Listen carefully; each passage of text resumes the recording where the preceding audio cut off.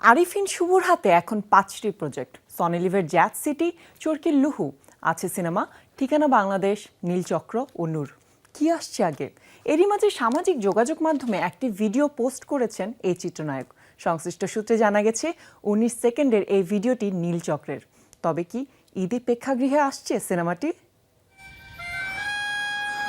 ঢাকাই সিনেমার জনপ্রিয় চিত্রনায়ক আরিফিন শুভ মুম্বাইয়ে ব্যস্ত সনি লিভের জ্যাজ সিটি নামের একটি হিন্দি ওয়েব সিরিজ নিয়ে। তবে দীর্ঘদিন নেই তার নতুন কোনো কাজের খবর।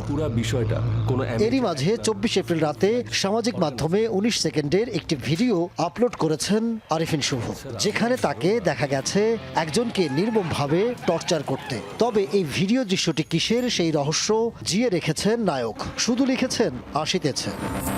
কি আসছে আসলে? সংশ্লিষ্ট সূত্রে জানা গেছে শুভর ভিডিও দৃশ্যটি নীলচক্র সিনেমার, যা মুক্তি পাবে আসছে ঈদুল আজহায়। সাসপেন্স থ্রিলার ঘরানার সিনেমাটিতে শুভর সঙ্গে জুটি বেঁধেছেন মন্দিরা চক্রবর্তী। ক্যারেক্টারটা হচ্ছে খুবই সুইট, সিম্পল আবার স্ট্রং, সবকিছু মিলিয়ে অ্যাকচুয়ালি। আরও অভিনয় করেছেন ফজলুর রহমান বাবু, টাইগার রবি, প্রিয়ন্তী উর্বি সহ অনেকে। এটা আমার প্রথম চলচ্চিত্র যেখানে আমি পজিটিভ ক্যারেক্টার, অর্থাৎ একজন ঊর্ধ্বতন দায়িত্বশীল সিনিয়র পুলিশ কর্মকর্তা চরিত্রে আমাকে দেখা যাবে। আমার ক্যারেক্টারটা হচ্ছে এই যে 18 বছর বয়সী একটা মেয়ে, যে বোঝে না ও কি করতেছে, কিন্তু ও হচ্ছে অনেক কিছু এনজয় করতে থাকে, করতে করতে একটা ট্র্যাপে পড়ে যায়। নির্মাতা মিঠু খানের সঙ্গে যৌথভাবে সিনেমাটির চিত্রনাট্য করেছেন নাজিমুদ্দৌলা। ছেলেমেয়েরা যেই ট্রেন্ডে চলে, যে ভাইরাল হওয়ার নেশা, কিন্তু সেই নেশার পেছনে যে ফাঁদ পাতা, আমি সেই ফাঁদের গল্পটা বলছি।